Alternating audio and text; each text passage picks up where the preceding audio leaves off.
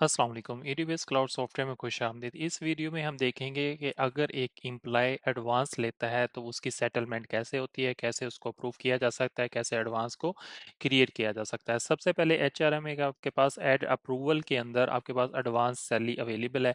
यहाँ पे आपके पास एडवांस सैलरी की जो लिस्ट है वो यहाँ पर आपको अवेलेबल हो जाएगी।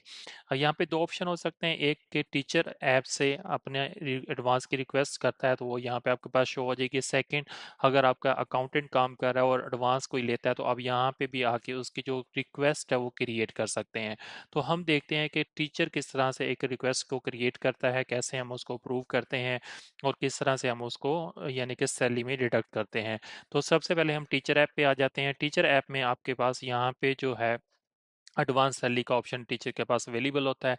वो एडवांस सैलरी के लिए यहाँ पे जाता है और यहाँ पे आपके पास प्लस का बटन होता है, तो यहाँ से टीचर जो है अमाउंट को करता है कि फॉर एग्जाम्पल टीचर ने ये आपसे लिया 10,000 एडवांस और रिटर्न अमाउंट है कि वो किस तरह से आपकी अमाउंट को रिटर्न करना चाहता है, वन टाइम यानी कि करना चाहता है या पर मंथ के हिसाब से करना चाहता है। फॉर एग्जाम्पल उसने कहा जी मैंने 10,000 ही रिटर्न करनी है और यहाँ पे एडवांस की जो डेट है वो यहाँ पे पुट की जाएगी कि किस डेट को उसको एडवांस चाहिए और यहाँ पे जो है उसकी जो रीज़न है वो यहाँ पे पुट की जाएगी टीचर की तरफ से।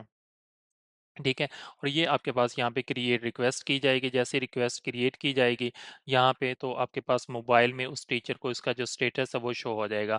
इस तरह से वेब के ऊपर आपके पास इसका नोटिफिकेशन आ जाएगा, आपको इसके बाद यहाँ पे अप्रूवल के अंदर उस तमाम इम्प्रूव शो हो जाएगी। तो यहाँ पे आपके पास 10,000 सैलरी एडवांस है, रिटर्न अमाउंट भी 10,000 है और उसकी जो डेट है और रीज़न जो है वो आपके पास है। यहाँ पे आप उसको रिजेक्ट भी कर सकते हैं और अप्रूव भी कर सकते हैं। तो ये जैसे ही हम अप्रूव करेंगे तो ये आपके पास जो इसका अपडेट सैलरी प्लान है उसके ऊपर चला जाएगा। फॉर एग्जांपल यहाँ पे इसके अपडेट सैलरी प्लान में यहाँ पे कोई भी अमाउंट शो नहीं हो रही, तो जैसे ही हम यहाँ पे इसको अप्रूव करेंगे, यस करेंगे, तो ये ऑटोमेटिकली इसका जो सैलरी प्लान के अंदर इसकी अमाउंट वो चली जाएगी। तो जैसे मैं इसको रिफ्रेश करूंगा तो यहाँ पे देखें इसकी अमाउंट एडवांस सैलरी के अंदर चली गई है। तो नेक्स्ट सैलरी जैसे हम कैलकुलेट करेंगे तो इसकी जो रिडक्शन है वो आपके पास हो जाएगी। तो जैसे ही हम इसको यानी कि कर लेंगे, ये वापस रिटर्न टीचर के पास इसका जो नोटिफिकेशन है वो भी आपके पास चला जाएगा। उसके बाद यहीं से आप उसके एडवांस को पे करना चाहते हैं, अभी जो इसका जो स्टेटस है टीचर के पास, ठीक है, वो पेंडिंग शो हो रहा है, तो हम इसको रिटर्न करते हैं और वापस अगर टीचर इस एडवांस सैलरी के ऊपर जाएगा यहाँ पर उसका जो अप्रूव स्टेटस आ जाएगा कि आपकी जो रिक्वेस्ट है वो अप्रूव हो गई है।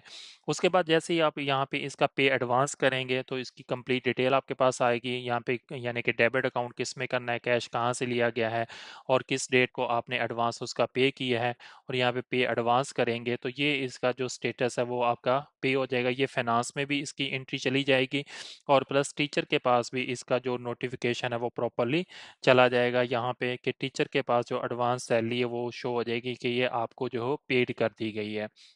तो टीचर यहाँ पे डेट रिक्वेस्ट भी कर सकता है।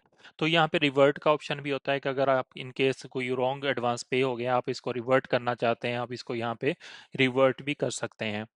तो एक टीचर जो है वो मल्टीपल जो एडवांस है वो ले सकता है। तो इस तरह से फिर नेक्स्ट जब आप किसी भी एम्प्लॉय की जो इसकी यानी कि एडवांस लिया हुआ उसके सैलरी प्लान में सेटल हो गया है, तो यहाँ पे जब हम उसकी सैलरी को कैलकुलेट करेंगे तो ये ऑटोमेटिकली उसका जो एडवांस है यहाँ पे चेक कर सकते हैं, तो ये ऑटोमेटिकली यहाँ से डिडक्ट हो जाएगा।